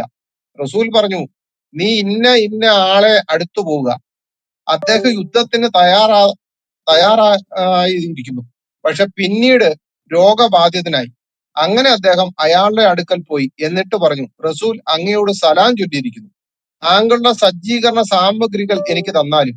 ഇത് കേട്ട അയാൾ ഭാര്യ അല്ലെങ്കിൽ വേലക്കാരിയോട് പറഞ്ഞു, എന്റെ സജ്ജീകരണ സാമഗ്രികൾ ഇദ്ദേഹത്തിന് കൊടുക്കും, അതിൽ നിന്നൊന്നും കുറയ്ക്കരുത്, നീ അതിനാൽ അനുഗ്രഹിക്കപ്പെട്ടേക്കാം. സുഹീഹ് മുസ്ലിം 1894. ഇപ്പൊ രോഗിയായിട്ട് കിടക്കുന്ന ഒരുത്തൻ ഉണ്ടെങ്കിൽ അവന് പോകാൻ പറ്റിയില്ലെങ്കിൽ അടുത്ത ആളിനെ പറഞ്ഞു വിടണം. അതാണ് ബംഗ്ലാദേശിൽ കണ്ടുകൊണ്ടിരിക്കുന്നത്. എത്രയോ ആൾക്കാർ ഈ പുറത്തേക്ക് ഇറങ്ങിയ ജിഹാദികൾക്ക് വേണ്ടി, ഈ മനുഷ്യനെ കൊന്നു തിന്ന് ജീവിക്കാൻ വേണ്ടി നടക്കുന്ന ഈ മുസ്ലിം ആയിട്ടുള്ള പിള്ളേർക്കും സ്ത്രീകൾക്കുമായിട്ടുള്ളവർ എത്രയോ ആൾക്കാര് അവരുടെ വീടുകളിൽ ഇരുന്ന് ദുവാ ചെയ്യുന്നുണ്ടായിരിക്കും, പുറത്തേക്ക് ഇറങ്ങാൻ പറ്റാത്ത 80, 85, 90 വയസ്സുള്ള കസബിന് വേണ്ടി ഇവിടെ ദുവാ ചെയ്തതുപോലെ എത്രയോ ആൾക്കാർ ചെയ്യുന്നുണ്ടായിരിക്കാം. അതാണ്, ഇവൻ പെരക്കാത്തിരുന്നാൽ ഇവൻ ജിഹാദിയാണ്, പുറത്തേക്ക് ഇറങ്ങിയാലും ജിഹാദിയാണ്. സ്നേഹിച്ചാൽ നക്കിക്കൊല്ലും, ഇല്ലേ കുത്തിക്കൊല്ലും. ദൈവമക്കളെ, മരണം ഉറപ്പാണ് ഇവരുമായിട്ട് കൂടി നിന്ന് കഴിഞ്ഞാൽ. എങ്ങനാണേലും ഇവര് തട്ടും. മനസ്സിലായോ? ഇനി ഒരാൾക്ക് രോഗം മൂലമോ മറ്റു ബുദ്ധിമുട്ട് മൂലമോ യുദ്ധത്തിന് പങ്കെടുക്കാൻ പറ്റാതെ വന്നാൽ തനിക്ക് പകരം ഒരാളെ തയ്യാറാക്കി അവന്റെ ചിലവ് വഹിച്ചുകൊണ്ട് പ്രതിഫലം കരസ്ഥമാക്കാവുന്നതാണ് എന്ന് മേൽ പറഞ്ഞ ഹദീസ് വ്യക്തമാക്കുന്നു. ഞാൻ നേരത്തെ വായിച്ച ഇത് അധ്യായം 11 കൊടുത്തിരിക്കുന്നതാണ്. മുജാഹിദിന്റെയും കുടുംബത്തിന്റെയും ചിലവ് വഹിക്കുന്നതിന്റെ ശ്രേഷ്ഠത. നിനക്കൊക്കെ ഉളുപ്പുണ്ടോ ഇത് കേട്ടോണ്ടിരിക്കാൻ? ഇവിടെ ഇരുന്നുകൊണ്ട് ഇവിടെ കൊണ്ടുവന്ന് മൈക്ക് വെച്ചിട്ട് അപ്പുറത്തിരുന്ന് കേട്ടുകൊണ്ടിരിക്കുന്ന എല്ലാ കാഫറുകളോടും എല്ലാ മുർത്തതിനോടുമാണ് ചോദിക്കുന്നത്, നിനക്കൊക്കെ ഇത് കേട്ടോണ്ടിരിക്കാൻ ഉളുപ്പുണ്ടോടാ? നീയൊക്കെ ഇങ്ങനെയൊക്കെയുള്ള ദൈവത്തെയാണോ ആരാധിക്കുന്നത്? ഇങ്ങനെയൊക്കെയുള്ള മുഹമ്മദിനെയാണോ ആരാധിക്കുന്നത്? ഇങ്ങനെയൊക്കെയുള്ള ഗ്രന്ഥങ്ങളാണോ നിങ്ങളുടെ പ്രമാണം എന്ന് പറയുന്നത്? സുലൈമാനി ഇബ്നു ബുറൈദയിൽ നിന്ന് നിവേദന, റസൂൽ പറഞ്ഞു, മുജാഹിദുകളുടെ ഭാര്യമാരുടെ പവിത്രത യുദ്ധത്തിന് പോകാതെ ഇരിക്കുന്നവർക്ക് അവരുടെ ഉമ്മമാരോടുള്ള പവിത്രത പോലെയാണ്. ആരെങ്കിലും യുദ്ധത്തിന് പോകാതിരുന്ന് മുജാഹിദിന്റെ വീട് പരിപാലിക്കുന്നതിലൂടെ അവന്റെ വിശ്വസ്തത വഞ്ചിച്ചാൽ അവനെ നാളെ ഖിയാമത്ത് നാളിൽ മുജാഹിദിന്റെ മുമ്പിൽ ഹാജരാക്കിക്കൊണ്ട് അവന്റെ ഇഷ്ടമുള്ള സൽക്കർമ്മ ഏറ്റെടുക്കാൻ പറയും. അവൻ എന്തെങ്കിലും വിട്ടുകളയുമെന്ന് നിങ്ങൾ വിചാരിക്കുന്നുണ്ടോ? സ്വഹീഹ് മുസ്ലിം 1897. മറ്റവൻ യുദ്ധത്തിന് പോവാണെങ്കിൽ ഇവിടെ ഒരുത്തൻ ചിലപ്പോ ഏൽപ്പിച്ചിട്ട് പോയാൽ അവൻ വേറെ ഇടപാടൊന്നും നടത്താൻ പാടില്ല. അഥവാ നടത്തി കഴിഞ്ഞാൽ എന്ത് ചെയ്യുമെന്നറിയോ? ഖിയാമത്ത് നാളിൽ മുജാഹിദിന്റെ മുമ്പിൽ ഇവരെ കൊണ്ട് ഹാജരാക്കുമെന്ന്. അവിടെ ഹാജരാക്കിയിട്ട് എന്നാ പ്രയോജനം? ഇവിടെ നടക്കാനുള്ള എല്ലാം നടന്നില്ലേ? ഇനി അവിടെ കൊണ്ടുപോയി ഹാജരാക്കിയിട്ട് എന്താ കാര്യം? ഹലീമി പറയുന്നു, വിശദീകരിക്കുന്നു, ഇസ്ലാമിൽ ഒരു മുജാഹിദിന്റെ കുടുംബത്തിന്റെ സവിശേഷ പദവി ഈ ഹദീസ് നമുക്ക് വിവരിച്ചു തരുന്നു. സ്വന്തം കുടുംബത്തെ വഞ്ചിക്കുന്നതിനേക്കാൾ ഭീകരമാണ് ഏൽപ്പിക്കപ്പെട്ടവന്റെ മുജാഹിദിനോടുള്ള വഞ്ചന. മുജാഹിദിന് അള്ളാഹു നൽകിയ വിശിഷ്ടമായ അവകാശമായി ഇതിനെ കാണാം. എന്നിട്ട് ലാസ്റ്റ് എഴുതി വെച്ചിരിക്കുകയാണ്, ഞങ്ങൾക്ക് അള്ളാഹു മതി, ഭാരമേൽപ്പിക്കാൻ ഏറ്റവും പറ്റിയവൻ അവനാണ്. ശരിയാണ്, സത്യമുള്ള കാര്യം തന്നെ പറയാണ് കേട്ടോ. കഴുതയെ പോലെ എന്ത് പണിയും പുള്ളി എടുത്തോളും. അള്ളാഹുവേ, കഴുതേനെ പോലെ എന്ത് പണിയെടുത്തോളും. 1,27,000 കൂറുകളെ അവിടെ റെഡിയാക്കണം, ചാരിയിട്ട കട്ടില് മൊത്തം ശരിയാക്കിയിടണം, മദ്യത്തിന്റെ പുഴ റെഡിയാക്കണം, വെള്ളിയാഴ്ച ചന്തയിൽ വരുന്നവർക്കെല്ലാം സാധനങ്ങൾ കിട്ടണം. അവിടെ ഇനി എന്തൊക്കെ ഇടപാടുകളെ, പച്ചപ്പക്ഷിയായിട്ട് പറന്നു കിടന്നവനെ ചാട്ടവാറാക്കി മാറ്റണം. അതുപോലെ പെരുമ്പാമ്പിനെ അവിടെ ഉണ്ടാക്കി വെച്ചിട്ടുണ്ട്, അതിനെ ഇടയ്ക്കിടയ്ക്ക് പുള്ളിക്ക് പച്ചപ്പക്ഷിയാക്കി മാറ്റണം. ഇതുപോലെ പണിയെടുക്കുന്ന ഒരു ഇതുപോലെ പണിയെടുക്കുന്ന ഒരു മനുഷ്യൻ വേറില്ല. ബംഗാളി മുങ്കീറും നക്കീറും വരെ തോറ്റു. ഈ ഒരാളേ ഉള്ളൂ. മറ്റടുത്ത് പിന്നെ 2 പേരും ഉണ്ടെന്ന് നോക്കാം. ആകെ ഇയാള് നിന്ന് എന്തൊക്കെ പണിയെടുക്കണം നോക്കിയേ. 10,27,000 കൂറുകളെ സുക്കൂർ ചെല്ലുമ്പോ അപ്പൊ തന്നെ റെഡിയാക്കണ്ടേ? ആ സുക്കൂർ അങ്ങോട്ട് ചെന്ന് അവിടെ അംഗം വെട്ടി അങ്ങോട്ട് തുടങ്ങുമ്പോഴായിരിക്കും കാതർ ചെല്ലുന്നത് പണി പാളി. പിന്നെയും 10,27,000 എണ്ണത്തിനെ കൊണ്ടേ നിർത്തണം. ഇതങ്ങോട്ട് അംഗം വെട്ടി കാതർ അങ്ങോട്ട് അംഗം വെട്ടുമ്പോഴായിരിക്കും നിക്കർ പോക്കർ ജപ്പാർ എന്ന് വേണ്ട എല്ലാ എണ്ണം കൂടെ അങ്ങോട്ട് ചെല്ലുന്നത് പണിയും പാടി. ഇപ്പൊ ഇസ്രായേൽ ആണെന്നുണ്ടെങ്കിൽ ഇടയ്ക്കിടയ്ക്ക് ഓരോന്ന് ഇടുമ്പോഴത്തെ തന്നെ 100 എണ്ണമായി ചെല്ലുന്നത്. ഇതിന് മാത്രം പണിയെടുക്കുന്ന ഒരു മനുഷ്യൻ വേറെ ഇല്ല. അതിന്റെ ഇടയ്ക്ക് സിംഹാസനത്തിൽ ഇരിക്കണം, അതിന്റെ ഇടയ്ക്ക് പുള്ളി മറന്നു പോകും. മറവിക്കാരൻ അള്ളാഹുവാണ്. അതിന്റെ ഇടയ്ക്ക് പാപിയായ മുസ്ലിങ്ങൾക്ക് മുഴുവന് പനി കൊടുക്കാൻ പോണം. കാരണം പുള്ളിയുടെ ശരീരത്തെ ചൂടാണ് പാപിയായ മുസ്ലിങ്ങൾക്ക് അത് അടിച്ചേൽപ്പിക്കുക. എന്നിട്ട് അതിൽ നിന്ന് പാപത്തിൽ നിന്നുള്ള മോചനമാണ് പുള്ളിയുടെ പനി കൊടുക്കാൻ പോണം. എന്ത് പണിയാ പുള്ളി! ഇതുപോലെ പണിയെടുക്കുന്ന ഒരാളെ നിങ്ങൾ കണ്ടിട്ടോ? ഏതേലും വർക്ക് സൈറ്റിൽ കണ്ടിട്ടുണ്ടോ? ഏതേലും സായിപ്പിനെ കണ്ടോ? ഏറ്റവും വലിയ പണി ടാറ് പണിയും ഉരു ഉണ്ടാക്കുന്നതുമാണ്. അവര് പോലും ഇത്രയും പണിയെടുക്കുന്നില്ല എന്നുള്ളതാണ്. ഉരു ഉണ്ടാക്കുന്നതിനും ടാറ് പണിക്കാരും ശരിക്കും പണിയെടുത്തെങ്കിൽ മാത്രമേ കറക്റ്റ് ആണ്. കാരണം ടാറിന് അതുപോലെ പണിയെടുക്കും. പിന്നെ പാറവടെ പണി, മുജാഹിദ് ബാലുശ്ശേരിയൊക്കെ പാറവടെ പണ്ട് പണിയെടുത്തോണ്ടിരുന്നതാണ്. ഇവരൊക്കെ എടുക്കുന്നതിനേക്കാളും വലിയ പണിയാണ് ഈ പുള്ളി ചെയ്തുകൊണ്ടിരിക്കുന്നത്. ഒന്ന് ആലോചിച്ച് നോക്കിയേ. ഇനി മുജാഹിദുകളെ സേവിക്കുന്നതിന്റെ ശ്രേഷ്ഠത, ആ ഒരു ഭാഗം കൂടെ പറഞ്ഞ് ഇന്നത്തെ എന്റെ വിഷയം ഞാൻ നിർത്തുകയാണ്. അധ്യായം 12, മുജാഹിദുകളെ സേവിക്കുന്നതിന്റെ ശ്രേഷ്ഠത. സഹൽ ഇബ്നു ഹുനൈഫിൽ നിന്ന് നിവേദനം. റസൂൽ പറഞ്ഞു, ആര് അള്ളാഹുവിന്റെ മാർഗത്തിലെ മുജാഹിദിനെയോ പ്രയാസത്തിൽ യോദ്ധാവിനെയോ മോചനത്തിന് അടിമയോ സഹായിക്കുന്നുവോ അവന് അള്ളാഹു വേറെ ഒരു തണലും ഇല്ലാത്ത ഒരു ദിവസം അവന്റെ തണലിൽ വിശ്രമിപ്പിക്കുന്നതാണ്. അഹമ്മദ് വോളിയം 3 ഹദീസ് നമ്പർ 487, താക്കിയും വോളിയം 2 87, ഹസൻ. മനസ്സിലായോ? ആ ഒരു തണലും ഇല്ല. എന്ത് കാര്യത്തിലാ? അള്ളാഹുവിന്റെ മാർഗത്തിലെ മുജാഹിദിനെയോ പ്രയാസത്തിൽ യോദ്ധാവിനെയോ മോചനത്തിന് അടിമയോ സഹായിക്കുന്നവന് മരത്തിന്റെ തണലിലൊന്നുമല്ല, അള്ളാഹുവിന്റെ തണലിൽ ഒരു ദിവസം വിശ്രമിപ്പിക്കുന്നതാണെന്ന്. പൂച്ചക്കുഞ്ഞ് ഇങ്ങനെ അടുപ്പി കിടക്കുന്ന കണക്കെ, പൂച്ച പറ്റ അടുപ്പി കിടക്കുന്ന കണക്ക് അവിടെ കിടക്കാന്ന് ചൂട് പഠിച്ച്. അതിനിപ്പോ ഈ പുള്ളിക്ക് തണലുണ്ടെന്നുണ്ടെങ്കിൽ പുള്ളിക്ക് രൂപമുണ്ടല്ലോ. അള്ളാഹുവിന് രൂപമില്ല, കാലില്ല, കൈയില്ല എന്നൊക്കെ പറഞ്ഞുകൊണ്ട് നീയൊക്കെ കയറി വരുമ്പോ ചിന്തിച്ചോ, ഈ അള്ളാഹുവിന് പിന്നെ എവിടുന്നാണ് തണല്? രൂപമില്ലാത്തവന് തണൽ എങ്ങനെ വരും? രൂപമുള്ളവന് തണലുണ്ട്. മനസ്സിലായോ? അതുകൊണ്ട് ഈ അള്ളാഹുവിന് ഇനി രൂപമില്ലാന്ന് പറഞ്ഞു വരരുത്. ഇനി അബു ഉമാമ നിന്ന് നിവേദന. റസൂൽ പറഞ്ഞു, ഏറ്റവും ശ്രേഷ്ഠമായ സഹായദാനം അള്ളാഹുവിന്റെ മാർഗത്തിൽ കൂടാരങ്ങളുടെ തണലുകൾ ലഭ്യമാക്കുകയും അള്ളാഹുവിന്റെ മാർഗത്തിൽ വേലക്കാരനെ നൽകലും യാത്രാ ഒട്ടകങ്ങൾ ദാനം ചെയ്യലുമാണ്. തിർമിദി വോളിയം 1 ഹദീസ് നമ്പർ 91, ഹസൻ. മനസ്സിലായോ? അള്ളാഹുവിന്റെ മാർഗത്തിൽ കൂടാരങ്ങളുടെ തണലുകൾ ലഭിക്കുന്ന എന്ത് കാര്യത്തിലാ? വേലക്കാരനെ നൽകിയാൽ മതി. അള്ളാഹുവിന്റെ മാർഗത്തിൽ ഒരു വേലക്കാരനെ നൽകിയാൽ മതി. അതിന് വിശദീകരണം കൊടുത്തിരിക്കുന്ന അള്ളാഹുവിന്റെ മാർഗത്തിലെ മുജാഹിദുകൾക്കുള്ള വിവിധ തരം സഹായ സഹകരണങ്ങളുടെ സവിശേഷതയാണ് മേൽപ്പറഞ്ഞ ഹദീസിൽ നിന്ന് പ്രകടമാക്കുന്നത്. അവർക്കുള്ള എന്ത് സഹായവും ഇപ്രകാരം മേന്മയേറിയതാണെന്ന് നമുക്ക് മനസ്സിലാക്കാം. ഒരു പൊട്ട ജിഹാദി എഴുതി വെച്ച പുസ്തകം നിങ്ങൾ ഇത്രയും കേൾക്കുന്നുണ്ടെങ്കിൽ ചിന്തിച്ചോ, ഞാനിത് വായിക്കുമ്പോൾ, അനിൽ വേർ വായിക്കുമ്പോൾ, 1921 സ്മരണിക മറ്റുള്ളത് വായിക്കുമ്പോൾ നിങ്ങളുടെ മുമ്പിൽ നിങ്ങൾ സോഷ്യൽ മീഡിയയിൽ നേരിട്ടും കണ്ടിട്ടുള്ളത് നിങ്ങളുടെ ഹൃദയങ്ങളിലൂടെ ഒന്ന് പോണം. ഇവന്മാർ അള്ളാഹുനാമത്തെ ബോധതക്വീർ പിടിച്ച് അള്ളാഹു അക്ബർ മുഹമ്മദ് റസൂൽ എന്നും പറഞ്ഞുകൊണ്ട് മറ്റവന്റെ കഴുത്തും കൈയും കാലും എല്ലാം വെട്ടുമ്പോൾ ഇവർക്ക് ഇത് ചിന്തിക്കാനും പ്രവർത്തിക്കാനുമായിട്ട് ഇവരുടെ പുറകിൽ ഇത്രത്തോളം ഹദീസുകളും ഇത്രത്തോളം ഉപദേശ വിഷയങ്ങൾ എഴുതിയ പുസ്തകങ്ങളും ഖുർആൻ എന്ന് പറയുന്ന സാധനവും എല്ലാം ഇവരെ വ്യാപരിക്കുന്നുണ്ടെന്ന് നിങ്ങൾ മനസ്സിലാക്കിക്കോണം. പിന്നെ പറയാണ്, ജാബിർ ഇബ്നു അബ്ദുള്ളയിൽ നിവേദനം. റസൂൽ ഒരു യുദ്ധത്തിന് പുറപ്പെടാൻ ഉദ്ദേശിച്ചപ്പോൾ പറഞ്ഞു, അല്ലയോ മുഹാജീറുകളുടെയും അൻസാരികളുടെയും കൂട്ടങ്ങളെ, നിങ്ങളുടെ സഹോദരങ്ങൾക്കിടയിൽ കുടുംബമോ സ്വത്തുക്കളോ ഇല്ലാത്തവരുണ്ട്.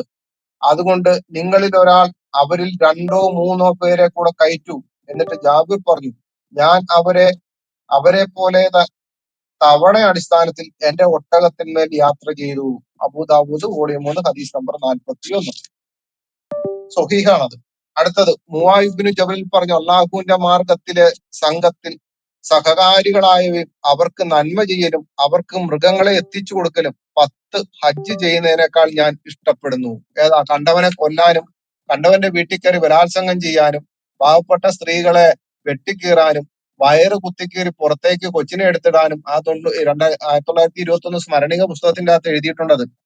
ആ പുസ്തകത്തിന്റെ അകത്ത് എഴുതിയിരിക്കുന്ന പോലെ വയറ് കീറി കൊച്ചിനെ പുറത്തേക്ക് ഇടാനും കുത്തിക്കീറി എന്ന് വെച്ച് കഴിഞ്ഞാൽ മുറ കൊടുത്തുകൊണ്ടിരുന്ന ആ തള്ളയുടെ മാറ് കുത്തിക്കീറി ആ ഇത് ഭാഗം പുറത്തേക്ക് കൊണ്ടുവരാനും എല്ലാം എന്ത് ചെയ്യണം? ആ മൃഗങ്ങളെ വരെ എത്തിച്ചു കൊടുക്കാൻ 10 ഹജ്ജ് ചെയ്യുന്നതിനേക്കാൾ തുല്യമാണെന്ന്. അങ്ങനുണ്ട്. അകാരികളായാ മതി ഇതൊക്കെ ചെയ്യാൻ. പിന്നെ പറയാണ് ആമിർ ഇബ്നു ഖൈസ് റോമാക്കാർക്കെതിരെയുള്ള ജിഹാദിൽ പങ്കെടുക്കുകയായിരുന്നു. അദ്ദേഹത്തിന്റെ കഴുതപ്പുറത്ത് മറ്റു മുജാഹിദുകളെ കയറ്റി യാത്ര ചെയ്യുമായിരുന്നു. സൈന്യത്തിൽ ചേരാൻ തുടങ്ങുമ്പോൾ അദ്ദേഹം ഓരോ കൂട്ടത്തെയും വളരെ അടുത്തു വീക്ഷിച്ചുകൊണ്ട് തനിക്ക് അനുയോജ്യമായ കൂട്ടം കണ്ടെത്തി അവരോട് പറയും, ഞാൻ നിങ്ങളുടെ കൂടെ ചേരാം, പക്ഷെ എനിക്ക് 3 നിബന്ധനയുണ്ട്. അവർ ചോദിക്കുക എന്തൊക്കെയാണത്? അദ്ദേഹം പറയും, ഒന്നാമതായി ഞാൻ നിങ്ങളുടെ സേവകനാകും, പക്ഷെ ആരും തന്നെ എന്നോടതിൽ മത്സരിക്കാൻ വരരുത്. രണ്ടാമതായി ഞാൻ നിങ്ങൾക്ക് വേണ്ടി ബാങ്ക് കൊടുക്കും, പക്ഷെ ആരും തന്നെ എന്നോട് അതിൽ മത്സരിക്കാൻ വരരുത്. മൂന്നാമതായി ഞാൻ എന്റെ കഴിവിന്റെ പരമാവധി നിങ്ങളുടെ ചെലവ് വഹിക്കും, പക്ഷെ ആരും തന്നെ എന്നോട് അതിൽ മത്സരിക്കാൻ വരരുത്. അവർ അത് അംഗീകരിച്ചാൽ അദ്ദേഹം അവരോടൊപ്പം കൂടുമായിരുന്നു. അവർ ഈ നിബന്ധന ലംഘിക്കുമ്പോൾ അദ്ദേഹം ആ കൂട്ടം വിട്ട് വേറെ ഒന്ന് തിരിയുമായിരുന്നു. ഇബ്നു മുബാറക്ക് വോളിയം 2 ഹദീസ് നമ്പർ 178. ഇത്തരത്തിലായിരുന്നു. പിന്നീട് അതിന്റെ ഒരു വിശദീകരണം കൊടുക്കുകയാണ്. ഇത്തരത്തിലായിരുന്നു നമ്മുടെ പൂർവികരായ സലഫു സാലിഹീങ്ങൾ അദ്ദേഹത്തിന്റെ മാർഗത്തിലെ മുജാഹിദുകളെ ജിഹാദിന് പുറപ്പെട്ട ശേഷവും സേവിച്ചിരുന്നത്. അള്ളാഹുവിന്റെ പ്രീതിയും പ്രതിഫലവും മാത്രം കാംക്ഷിച്ച് തങ്ങളുടെ കഴിവിനപ്പുറത്തും അവർക്ക് വേണ്ടി എല്ലാം ലഭ്യമാക്കുമായിരുന്നു. ഇങ്ങനുണ്ട്. നിനക്കൊക്കെ നാണമില്ലടാ ഇങ്ങനെ പോയി കിടന്നിട്ട് കണ്ടവനെ കൊന്ന് ഇതാക്കാൻ? നിന്റെയൊക്കെ ഖുറാന്റെ അകത്ത് എഴുതി വെച്ചിരിക്കുന്ന സാധനം, ഖുറാൻ എന്നുള്ള വാക്കൊക്കെ ഞങ്ങൾ നിർത്തിയിട്ട് ഇനി ഖുറാൻ എന്നേ പറയത്തുള്ളൂ. ഖുറാൻ.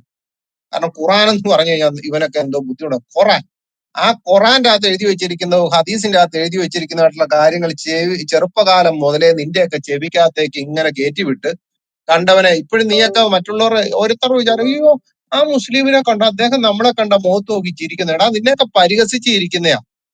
മനസ്സിലായോ? കാരണം ഇവനൊക്കെ ഭൂമിയിൽ ചെയ്തു കൂട്ടിയ സകല പാപവും അന്ത്യകാലത്ത് പർവ്വതം പോലുള്ള പാപങ്ങൾ കൊണ്ടുവന്നിട്ട് നിന്റെയൊക്കെ തലയിലോട്ട് വെച്ചിട്ട് ഇവനെയൊക്കെ എങ്ങോട്ട് പോകും?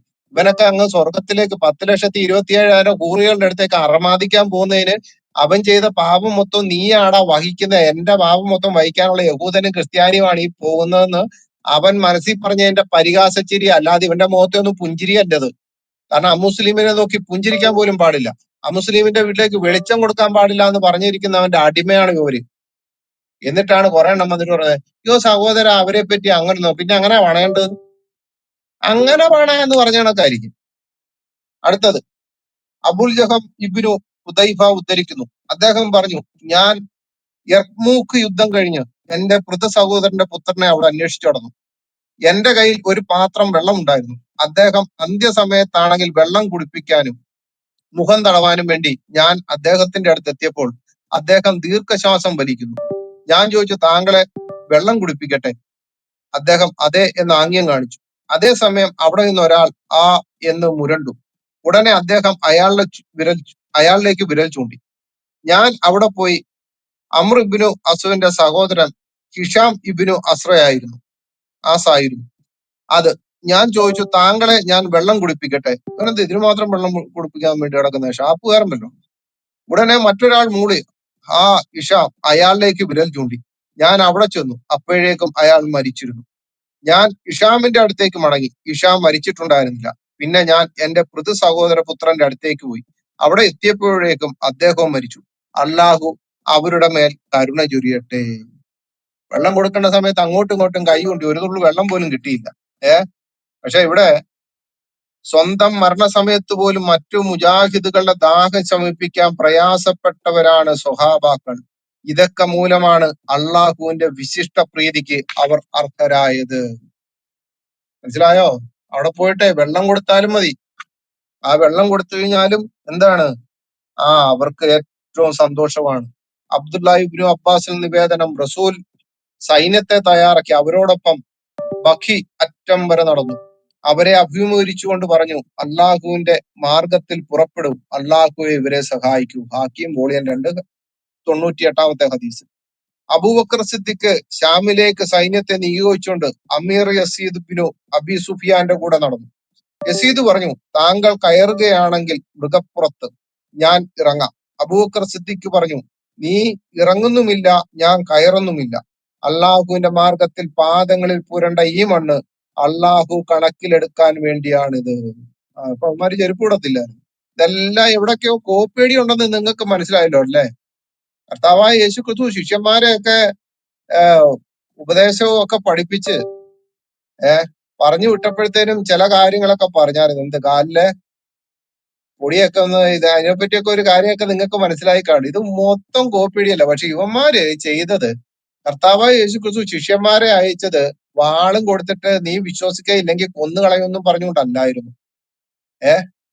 രണ്ട് പൊക്കണോ കാര്യങ്ങളോ ഒന്നുമില്ല. വളരെ സാധാരണ മനുഷ്യരെ തന്നെ പോയി അവര് ചെയ്തിട്ട് തിരിച്ചു വരികയെല്ലാം ചെയ്തു. ഇവന്മാരെന്ത് ചെയ്യാ?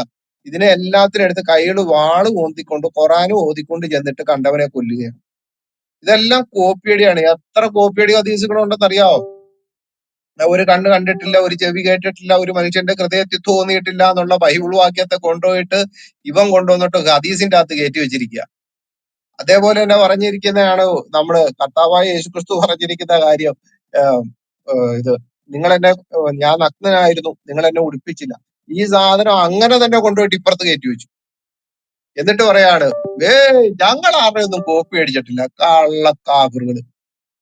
എന്നിട്ട് അടുത്ത ഹദീസ്, സായിബിനു യസീദ് നിവേദനം, ഞങ്ങൾ തബൂക്ക് യുദ്ധത്തിൽ നിന്ന് മടങ്ങുന്ന റസൂലിനെ സ്വീകരിക്കുന്നതിന് വേണ്ടി ഒരു വട്ടം കുട്ടികളോടൊപ്പം സന്യ താഴ്വാരത്തിൽ പോവുകയുണ്ടായി. ബുഖാരി 3083. ഈ 3 ഹദീസുകൾ വായിച്ചത് മുജാഹിദുകളെ അനുഗമിക്കുകയും വിട പറയുകയും ചെയ്യുന്നവന് അള്ളാഹു വളരെ ശ്രേഷ്ഠമായ കാര്യങ്ങൾ ഒരുക്കിയിട്ടുണ്ട്.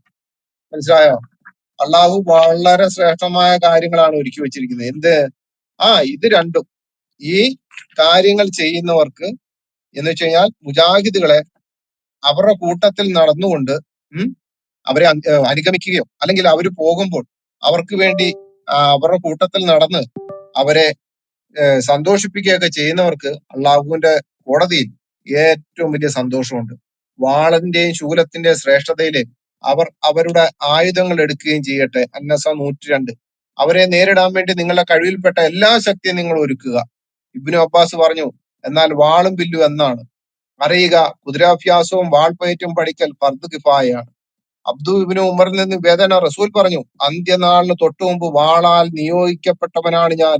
അള്ളാഹു മാത്രം ആരാധിക്കപ്പെടുന്നത് വരെയും അവന് പങ്കുകാരനില്ലാതിരിക്കുന്നത് വരെയും എന്റെ കുന്തത്തിന്റെ നിഴലിനിടയിലാണ് എന്റെ ഭക്ഷണം ഒരുക്കിയിട്ടുള്ളത്.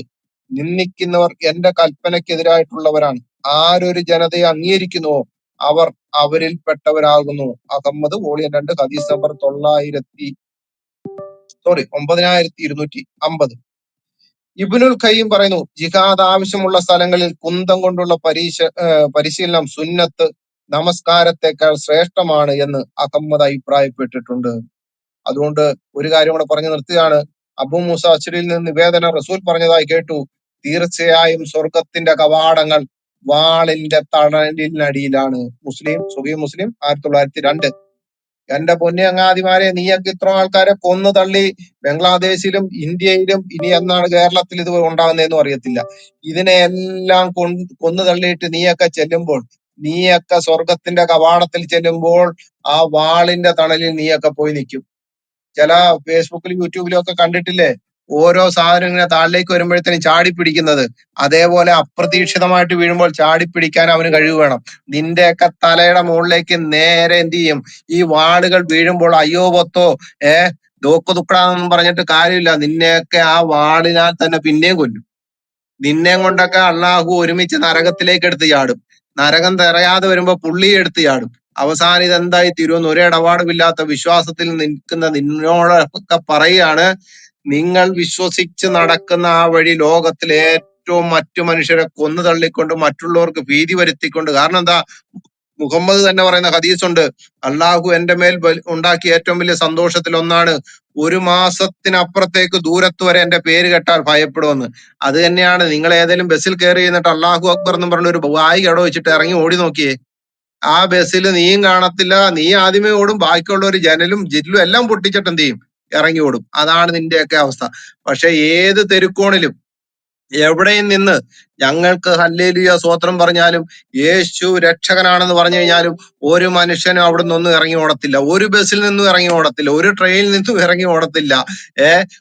ഏത് കമ്പോളത്തിലും എവിടെ നിന്ന് ഞങ്ങൾക്ക് ഉയർത്താം. കാരണം ഞങ്ങൾ അത് പറയുമ്പോൾ അനേകരുടെ ഉള്ളിൽ അത് മാനസാന്തരത്തിന്റെ ഫലമാണ് ഉണ്ടാക്കുന്നത്. പക്ഷെ നിന്നെ പോലുള്ളവർ മറ്റുള്ള രാജ്യങ്ങളിൽ ചെന്നിട്ട് മതം മാറ്റി കഴിഞ്ഞപ്പോൾ നിസാര 1-2 വർഷം കഴിയുമ്പോൾ അത്രോ നാളും ക്രിസ്ത്യാനിയായിട്ടോ അല്ലെങ്കിൽ ഏതെങ്കിലും വിഭാഗത്തിൽ നിന്നവൻ ഇസ്ലാമായി കഴിഞ്ഞാൽ ഇവനായിരിക്കും ആദ്യമേ തോക്കെടുക്കുന്നത്. മനസ്സിലായോ? നിന്റെയൊക്കെ പഠിപ്പീര്, നിന്റെയൊക്കെ വിശ്വാസം ഇത്രത്തോളം മനുഷ്യന്റെ മനസ്സിനെ മാറ്റി, ശരീരത്തെ മാറ്റി, താടിയും പഠിച്ച് മീശയും പഠിച്ച് താടിയും വളർത്തി കണ്ടാൽ പ്രാകൃത രൂപത്തിലായിട്ട് നീയൊക്കെ നടന്നുകൊണ്ട് മനുഷ്യരെ കൊന്നു തള്ളി നിന്നെയൊക്കെ പഠിപ്പിക്കുന്ന ഒരു ഖുറാൻ എന്ന് പറയുന്ന പുസ്തകം എടുത്തു വെച്ചുകൊണ്ട് തലേ ചുമടായിട്ട് നടക്കുന്ന നിങ്ങളോട് പറയാണ്, നിങ്ങളത് താഴെ വെച്ചിട്ട് ഈ മുൻകിറിന്റെ നക്കീറിന്റെ അടി മേടിച്ച് അവിടെ കിടന്ന് കബറ് ദണ്ഡനം, കബറ് ശിക്ഷ, കബറ് ഇത് മേടിച്ച് അടിച്ചുകൂട്ടി നീയൊക്കെ ഭയപ്പെടുന്ന അള്ളാഹുവിനെ കണ്ണുപൊട്ടനും ചെവിപ്പൊട്ടനുമായ മുൻകീറും നക്കീറുടെ വലിച്ചു കുഴിയിൽ ഇറക്കി നിന്നെയൊക്കെ ഭയപ്പെടുത്തി കാലങ്ങളോളം ഇപ്പൊ മുഹമ്മദിനെ ഭയപ്പെടുത്തി കുഴിയിൽ ഇട്ടിരിക്കുന്ന പോലെ കിടക്കാതെ നിനക്കൊക്കെ രക്ഷപ്പെടാൻ ഒറ്റ വഴിയുള്ളൂ. അത് കർത്താവായ യേശു ക്രിസ്തു എന്ന നിസ്തുല്യ നാമത്തിലേക്ക് മാത്രമേ ഉള്ളൂ. ആ കർത്താവായ യേശു ക്രിസ്തു ഒരുക്കിയിരിക്കുന്ന വഴി അത് ശകലം ദുർഘടമാണ്, അത് ശകലം ബുദ്ധിമുട്ടുള്ളതാണ്. ഇതുപോലെ മറ്റുള്ളവരെ കൊന്നു തള്ളി കയറാൻ പോകാൻ പറ്റുന്ന ഒരു സ്ഥലവുമല്ല. ആ സ്ഥലം എന്ന് പറഞ്ഞാൽ എടാ കോഴിനീസു നീ വിളിച്ചിട്ട് ഒരു കാര്യമില്ല. കാരണം നിന്റെ കോള് വരാത്ത രീതിയിൽ ഞാൻ എന്റെ മൊബൈലിൽ ചെയ്തു വെച്ചിരിക്കുക. എടാ അന്തംഗമ്മി കോഴിനീസു നീ വിളിച്ചിട്ട് നിന്നെയും നിന്റെ പ്രവാചകനെ അടിക്കുന്നത് പോലെ നിന്നെ ഉണ്ടല്ലോ മുൻകീർ നക്കീർ 3-4 ബംഗാളികളെയും കൂടെ പണിക്ക് നിർത്തിയിട്ട് നിന്റെ തല തല്ലി പൊട്ടിക്കും. കാരണം അമ്മാതിരി തെറിയാണ് നീ മുഹമ്മദിനെ പറഞ്ഞിട്ടുള്ളത്. മനസ്സിലായോ? ഈ രണ്ടുപേരെ മുഹമ്മദിനെ അടിക്കുന്നുള്ളൂ. പക്ഷെ നിന്നെ ഉണ്ടല്ലോ, നിന്നെ ആണെങ്കിൽ ബംഗാളികളെയും കൂടെ പണിക്കെടുക്കും ഇവര്. രണ്ടുപേര് പോയി ദിവസക്കൂലിക്ക് എടുത്തോണ്ട് വരും. ഏതേലും ഫ്ലൈവുഡ് കമ്പനി ചെന്നിട്ട് അവിടെ നല്ല പണി അറിയാവുന്ന 2-3 പേരെ വിളിച്ചുകൊണ്ട് വന്നിട്ട് വട്ടം നിർത്തിട്ട് പാറവടയിൽ നിന്നിട്ട് തമരടിക്കുന്നവരെയും കൊണ്ട് തമരടിക്കുന്ന കാലമായിടി എന്ന് പറഞ്ഞുകൊണ്ട് പോയി വിളിച്ചുകൊണ്ട് വന്നിട്ട് നിന്നെ കോഴിനിസു നിന്റെ മോന്ത അടിച്ച് അവര് പൊളിക്കും. മനസ്സിലായോ? അമ്മാതിരി അടി അടിക്കും. മുഹമ്മദിന് പിന്നെയും കുറച്ച് കിട്ടും, കാരണം നീ മുഹമ്മദിനെ ശരിക്കും തെറി പറഞ്ഞിട്ടുണ്ട്. അതുകൊണ്ട് നിന്നോട് പറയുകയാണ്, നിന്നോട് ആദ്യമേ ഇന്ന് ബുദ്ധി ഉപദേശിക്കുകയാണ് ഞങ്ങൾ, നീ മാനസാന്തരപ്പെട്ട് സുവിശേഷത്തിൽ വിശ്വസിക്കുക. മനസ്സിലായോ? ഇല്ല എന്നുണ്ടെങ്കിൽ മുഹമ്മദിനെ അന്ത്യനാളിൽ കാഹള ഊതുന്നത് പോലെ അടിച്ച് നിന്നെ ഒരു പരുവാക്കും. ലാസ്റ്റ് നിന്നെ അടി തുടങ്ങുമ്പോഴത്തേനും മുഹമ്മദ് അവിടെ ഇന്നുകൊണ്ട് നിന്നോട് പറയാം, എടാ കോഴി നിസു, കൺസെന്റ് നിസു, എടാ കോഴി നിസു, ഓ എന്നെ അടിച്ചതിന്റെ അത്രയും അതിനേക്കാളും എന്ത് പവറാണ് നിന്നെ അടിക്കുമ്പോ ഓരോ അടിക്ക് ഭൂമി കുലുങ്ങാണല്ലോ എന്ന് പറയും. മനസ്സിലായോ? അമ്മാതിരി അടി അടിക്കുക. അതുകൊണ്ട് നിന്നോട് പറയുകയാണ്, നിന്നോട് ആദ്യമേ ഞങ്ങൾ ബുദ്ധി ഉപദേശിക്കുന്നു, ഒന്നുകൂടെ നീ മാനസാന്തരപ്പെട്ട് സുവിശേഷത്തിൽ വിശ്വസിക്കുക. നിന്റെ കൊച്ചിനെ കൊണ്ട് നീ കൊണ്ടുവന്നിട്ട് ഇവിടെ ചെയ്യുന്നുണ്ടല്ലോ, ഓരോ ക്ലബ് ഹൗസിൽ കൊണ്ടുവന്നിട്ട് യേശു മോശമാണെന്നൊക്കെ നീ പറയുന്നുണ്ടല്ലോ. എടാ കൊച്ചിന്റെ ഉള്ളിലേക്ക് ഇപ്പോഴേ വിഷം ഇട്ട് കൊടുത്ത നിന്നെ ആയിരിക്കണം മുൻകീറും നക്കീറും ബംഗാളികളെ കൂടെ നിർത്തി അടിക്കുന്നത്. മനസ്സിലായോ? അതുകൊണ്ട് നിന്നോടും ആ ക്ലബ് ഹൗസിൽ ഇരുന്നുകൊണ്ട് തെറി പറയുന്ന എല്ലാത്തിനോടാ പറയുന്നത്, നീയൊക്കെ മാനസാന്തരപ്പെട്ട് സുവിശേഷത്തിൽ വിശ്വസിച്ച് പുതു സൃഷ്ടികളായി തീരുക. മനസ്സിലായ? അല്ലാതെ ഈ മുഹമ്മദ് അടിമേടിച്ചുകൊണ്ട് നീയൊക്കെ പോയി ഉച്ച മുതൽ ഉള്ളങ്കാല് വരെ കബറ് ദണ്ഡനം, കബറ് ശിക്ഷ, കബറ് എല്ലാ പരിപാടിയും മേടിച്ച് നീയൊക്കെ നശിച്ചു പോകാതിരിക്കാൻ വേണ്ടിയാണ് ഈ പറയുന്നത്. വിളിക്കുമ്പോഴെല്ലാം ഇവിടെ ബ്ലിങ് ആവുന്നുണ്ട്. നീ അല്ലാതെ വേറെ ആരും ഈ സമയത്ത് തന്നെ വിളിക്കാനും ഇല്ല. അതുകൊണ്ട് ഞാൻ പറയാണ്, എന്നെ കേട്ട എല്ലാവരോടും പറയാണ്, കോഴി നിസൂനെ പോലെ നിങ്ങൾ ആകരുതേ. കോഴി നിസൂന്റെ കുടുംബത്തിലുള്ളവരെ പോലെ മുസ്ലിങ്ങളെ നിങ്ങൾ ആകരുതേ. മുഹമ്മദിനെ പോലെ നിങ്ങൾ ആകരുത്. എന്തെക്കാളും ഒരു കാര്യം ഉറപ്പാണ്, മുഹമ്മദിനെക്കാളും ധാർമ്മിക മൂല്യവും മുഹമ്മദിന്റെ ഭാര്യമാരെക്കാൾ മാന്യതയുള്ളവരാണ് ഇപ്പോഴത്തെ മുസ്ലിം സ്ത്രീകളും മുസ്ലിങ്ങളായിട്ടുള്ള യുവാക്കളും യുവതികളും കാരണവന്മാരും എല്ലാം. മുഹമ്മദിനെക്കാളും ധാർമ്മികത കൂടുതലാണ്, മുഹമ്മദിനെക്കാളും നന്മയുള്ളവരാണ്, മുഹമ്മദിനെക്കാളും എല്ലാ രീതിയിലും സമൂഹത്തിനിടയിൽ യോഗ്യരാണ്. അത് മുഹമ്മദിന്റെ ഭാര്യമാരെക്കാൾ എന്തുകൊണ്ട് യോഗ്യതയുള്ളവരാണ് ഇപ്പോഴത്തെ മുസ്ലിങ്ങൾ. പക്ഷെ ആ കൂട്ടത്തിൽ കോഴിനിസവും കുടുംബത്തിലുള്ളവരും പെടത്തില്ല കേട്ടോ. കോഴിനിസുവിന്റെ വാപ്പായും പെടത്തില്ല. വാപ്പാടെ പേരെന്താന്ന് ചോദിച്ചപ്പോ 2 മിനിറ്റ് വേണോന്ന് പറഞ്ഞ അവനും പെടത്തില്ല. ബാക്കിയുള്ളവരെല്ലാം ഈ കാര്യത്തിൽ ഡീസന്റ് ആണ്. കാരണം ഒരുത്തനോട് ചോദിച്ചു നിന്റെ വാപ്പാടെ പേരെന്താന്ന് ചോദിച്ചപ്പോ 2 മിനിറ്റ് വേണോന്ന് പറഞ്ഞവനുണ്ട്, അവനും ഈ കൂട്ടത്തിൽ പെടത്തില്ല. അതുകൊണ്ട് ലാസ്റ്റ് പറയാണ്, ഇന്ന് കേട്ട ഇതെല്ലാം നിങ്ങൾ കേട്ടല്ലോ, ഇത് വെച്ചുകൊണ്ട് ഇന്നല്ലെങ്കിൽ നാളെ ഇവർ നമുക്ക് നേരെ ഈ കേരളത്തിൽ വരും. 1921 വാള് ഇപ്പോഴും അവർ അറബിക്കടലിൽ കളഞ്ഞിട്ടില്ല എന്ന് അവർ മുദ്രാവാക്യം എഴുതിയിട്ടുണ്ടെങ്കിൽ, അവർ വിളിച്ചിട്ടുണ്ടെങ്കിൽ, അതുപോലെ തന്നെ അവലും മലരും കുന്തിരിക്കവും കരുതി വെച്ചോ എന്നൊരു ഇച്ചിരിയില്ലാത്ത കൊച്ചിനെ കൊണ്ട് പറയിപ്പിച്ചിട്ടുണ്ടെങ്കിൽ ഒരു കാര്യം ഉറപ്പിക്കുക, വരുന്ന നാളുകളിൽ നമ്മുടെ നേരെ ഒരു വാളെടുക്കും. പക്ഷെ നിങ്ങളോട് പറയാണ്, ദേഹത്തെ കൊല്ലുന്നവനല്ല, ദേഹിയെ നശിപ്പിക്കുന്നവനെ ഭയപ്പെടുന്നവരാണ് ഞങ്ങൾ. അതുകൊണ്ട് നിങ്ങളോട് പറയാണ്, അങ്ങനെ ഭയപ്പെടാൻ കഴിവുള്ള ഒരാളുണ്ട്. അത് കർത്താവായ യേശു ക്രിസ്തുവാണ്. ബോയ്നീസിനോടും ബാക്കിയുള്ള എല്ലാ മുസ്ലിങ്ങളോടും, ലോകത്ത് ഇത് കേൾക്കുന്ന ഫേസ്ബുക്കിലും ക്ലബ് ഹൗസിലും യൂട്യൂബിലും എല്ലാ സ്ഥലത്തും കേട്ടുകൊണ്ടിരിക്കുന്നവരോട് പറയാണ്, ഇന്ന് നിങ്ങൾക്ക് രക്ഷ തരുവാൻ, പാപങ്ങളെ ഏറ്റുപറഞ്ഞ് നിങ്ങൾക്ക് ഒരു ദൈവത്തിലേക്ക് അടുക്കണമെന്നുണ്ടെങ്കിൽ വിശുദ്ധ വേദോസ്തത്തിൽ പറഞ്ഞിരിക്കുന്ന സത്യ ദൈവത്തിലേക്ക് മാത്രമേ ഉള്ളൂ. വേറെ എങ്ങോട്ട് പോയിട്ടും കാര്യമില്ല. ആ ദൈവത്തിൽ ആശ്രയിക്കുക. ആ ദൈവം നിങ്ങളെല്ലാവരും വഴി നടത്തട്ടെ എന്ന് പറഞ്ഞുകൊണ്ട് എന്റെ വാക്കുകൾ നിർത്തുന്നു. ദൈവം എല്ലാവരെയും ധാരാളമായി അനുഗ്രഹിക്കട്ടെ.